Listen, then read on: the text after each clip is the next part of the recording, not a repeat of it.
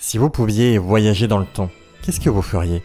Aller dans le passé pour réparer vos erreurs? Ou vous rendre dans le futur, 1000 ans plus tard, pour retrouver votre arrière-petit-fils éloigné et travailler pour lui en tant que livreur de pizza? Ok, je suis d'accord, ça vend pas du rêve. Mais c'est pourtant ce qui est arrivé à Philip J. Fry, ou tout simplement Fry, le personnage principal de Futurama, cryogénisé pendant un millénaire par accident, pour au final se réveiller en 2999, à New York. Heureusement, il va très vite s'acclimater et devenir le mec fun de son nouveau groupe de potes. Aujourd'hui, ce que je vous propose, c'est de faire comme lui, notre propre voyage dans le temps, à travers cet univers déjanté, en commençant par aller voir ce qui s'est passé au tout début, avant même que le Big Bang ne crée notre univers, pour aller progressivement vers un futur lointain, et découvrir ainsi la chronologie complète de...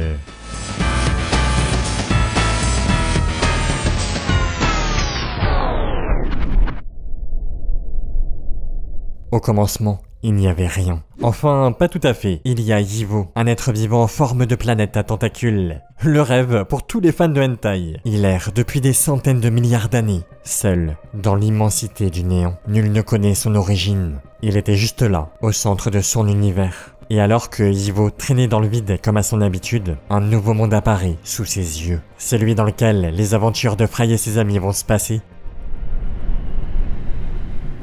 Ce nouveau cosmos, créé par le Big Bang, va être baptisé Univers Gamma par Yivo. Cependant, dans Futurama, il n'y a pas qu'un seul Big Bang. Un second donne naissance à un univers quasi identique à celui que Yivo a trouvé. Et on le met de côté parce qu'il aura de l'importance plus tard. Mais pour le moment, plus rien. Jusqu'à il y a 16 milliards d'années. À une époque où une race extraterrestre voit le jour, les cervelles volantes, capables d'utiliser la télépathie. Leur but est de réunir l'entièreté des informations de l'univers et de tuer toutes les autres espèces intelligentes. Sympa. Ils ont même le pouvoir de rendre les êtres vivants complètement cons pour faciliter la destruction de leur planète.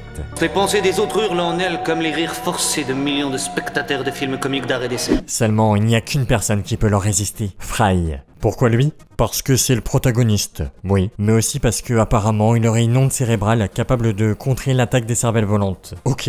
Sinon, ces extraterrestres, ils ont aussi d'autres adversaires. Leur ennemi juré, les Nibloniens. Une race à 3 yeux, apparue lors du Big Bang. Pareil, ils ont de l'importance pour la suite, alors souvenez-vous d'eux.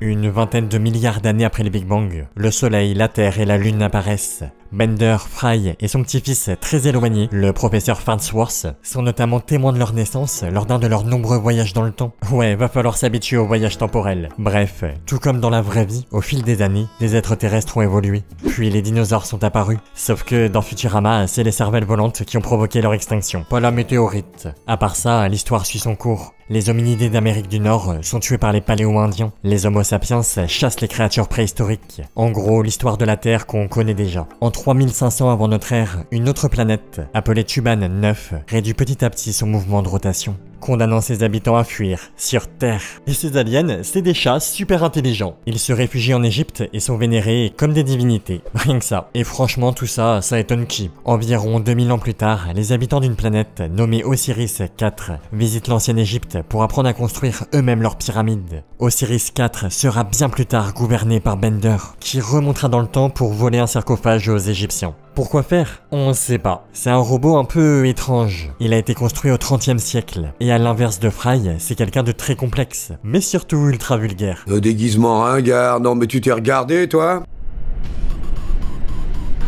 Petit saut dans le temps. On est en 1500. Et Léonard, de la planète Vinci, débarque sur Terre. Oui, c'est bien celui que vous connaissez. Dans Futurama, le peintre est considéré comme un idiot fini sur sa planète. Mais sur Terre, bon bah, c'est l'inverse. Malheureusement, alors que l'inventeur était sur le point de finir la Joconde, Bender, toujours lui vole après avoir encore voyagé dans le temps. Je pense qu'on peut dire que Bender est kleptomane, parce qu'il a pas vraiment de raison de voler tout ça. Beaucoup plus tard, on arrive aux guerres mondiales. Et après encore un voyage dans le temps, le professeur tue le dictateur allemand en lui tirant dessus. Ça a du bon de pouvoir remonter dans le passé, même si pas toujours. Une fois, Fry et ses amis sont allés par erreur en 1947, où notre protagoniste rencontre son grand-père quand il avait son âge. Seulement, le professeur le met en garde. La moindre interaction avec lui pourrait influencer le futur, et Fry cesserait potentiellement d'exister. Alors il tente du mieux qu'il peut de protéger son grand-père des obus de la guerre, pour qu'il puisse retrouver sa fiancée. Mais raté, il meurt lors d'une explosion. Ce qui veut dire que le père de Fry ne pourra pas être conçu,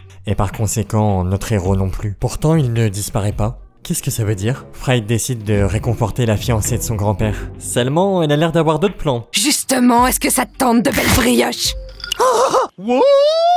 Et chacun ses manières de gérer le deuil. Sauf que Fry pense que vu que son grand-père est mort, bah c'est pas sa grand-mère. Donc autant tenter le coup et en tirer un. Vous vous en doutez, il y a une douille. C'est bien avec sa grand-mère qu'il a passé une nuit mouvementée.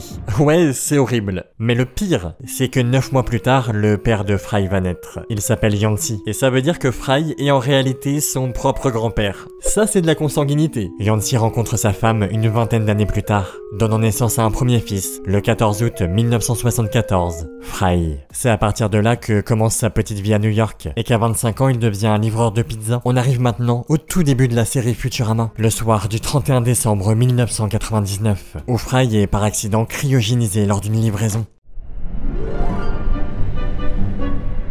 Bon, je l'ai déjà dit, Fry fait un bond dans le temps de 1000 ans. Un beau jour, en 3000 et quelques, 3 escrocs extraterrestres découvrent que Fry possède sur son corps un code pour activer une machine qui ferait remonter le temps. Sauf que notre héros, il a jamais vu ce code. Pourtant, il est bien révélé lors d'un bain de soleil sur une plage nudiste. Posez pas de questions. Et en réalité, c'est Bender qui lui a fait ce tatouage sur le cul. Ok, je vous explique, accrochez-vous. Les escrocs veulent globalement foutre le bordel sur Terre grâce au code, puis tuer Fry pour que personne d'autre ne l'utilise. Mais notre rouquin s'en est rendu compte. Il s'enfuit alors dans le temps grâce au code, jusqu'au 1er janvier 2000, quelques minutes après sa cryogénisation. Ce qui fait qu'il y a maintenant 2 Fry, un dans le tube et un dehors. Le problème c'est que Bender a été piraté par les escrocs et a pour ordre de suivre Fry pour le tuer. Et il peut parce qu'il a lui aussi réussi à obtenir le code. Suite à ça, il arrive en 2000, où il tatoue le Fry dans le tube, comme si c'était un pense-bête pour plus tard, au cas où il a besoin de voyager dans le temps. Fry de son côté continue à fuir Bender pendant plusieurs jours, jusqu'à ce que ce dernier réussisse à enlever le virus et à effacer le code avant que les escrocs ne l'utilisent.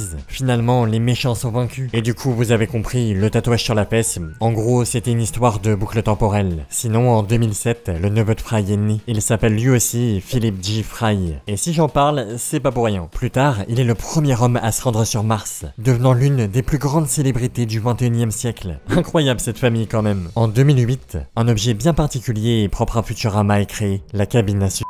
Ça se présente comme une cabine de téléphone, sauf que c'est une assistance pour mettre fin à ses jours. Ouais, super ambiance. Toujours la même année, une machine à la technologie avancée est développée en Norvège. La chambre forte mondiale de graines de Svalbard. Le but, c'est d'y conserver les graines de toutes les espèces de plantes connues en cas de catastrophe naturelle. Et si vous saviez pas, ça existe vraiment au beau milieu de l'île de Svalbard. 2 ans plus tard, on retrouve Lars Fillmore dans une situation compliquée. Bon, déjà ce mec, c'est une version alternative de Fry, créée suite à un paradoxe temporel, vous commencez à avoir l'habitude. Contrairement à Fry, Lars est plus âgé et beaucoup plus calme. Et aussi beaucoup plus bizarre. Le 4 août, il loue le bateau d'un pêcheur pour partir au pôle Nord, parce qu'il veut retrouver Lilou, un narval rencontré lors d'une expédition dont Lars est tombé amoureux. Frérot, c'est un animal, lâche ça. En 2012, les choses prennent une tournure explosive, littéralement. Bender, fidèle à son tempérament destructeur, fait sauter la pizzeria Panucci, un lieu cher au cœur de Fry. Et c'est en faisant ça qu'il a provoqué le paradoxe temporel qui a créé Lars. Mais ma parole, je suis Lars.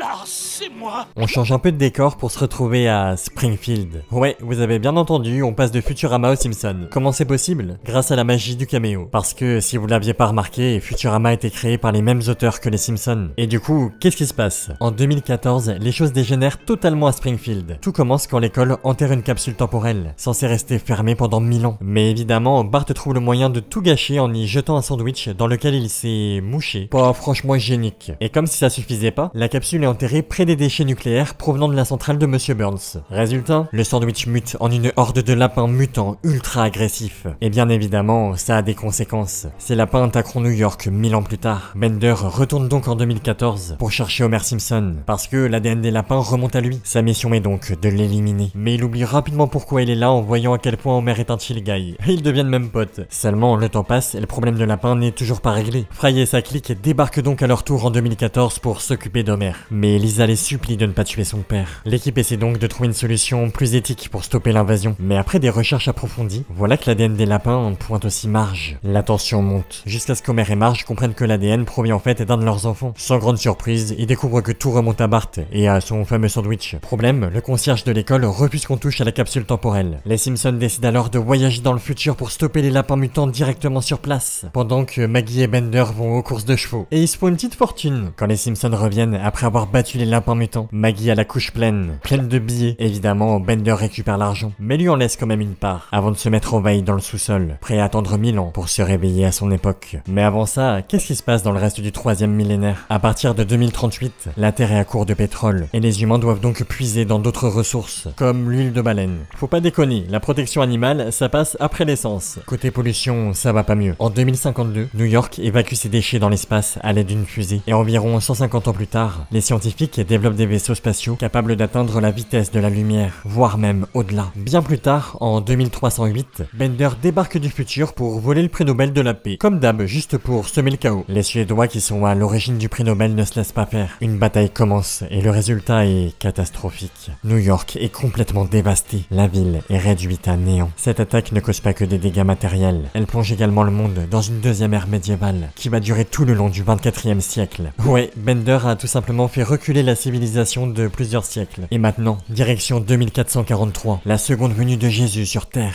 Ouais, rien que ça. Mais malheureusement, toutes les preuves vidéo ont été supprimées. Surprenant, toutes les vidéos datant de cette époque ont été détruites en 2428, lors de la seconde venue de Jésus. Et justement, en parlant de lui, le professeur Farnsworth, petit-fils éloigné de Fry, né le 9 avril 2841. Ils ont donc 867 ans d'écart. Quand même. Une fois adulte, Farnsworth enseigne à l'université sur la planète Mars. Mais le professeur va rencontrer quelques difficultés là-bas, notamment avec Ogden Wenstrom, un étudiant hyper prometteur qui devient son ennemi juré. Pourquoi? À cause d'une mauvaise note. À moins, j'étais content avec 14 moi. Sauf que pour Wenstrom, c'est pas rien. Il est jure de se venger du professeur, même si ça prend 100 ans. Par la suite, le 6 avril 1912, le seul bateau au monde à circuler sur Terre commence son unique traversée depuis la 5e avenue de New York, le land Titanic.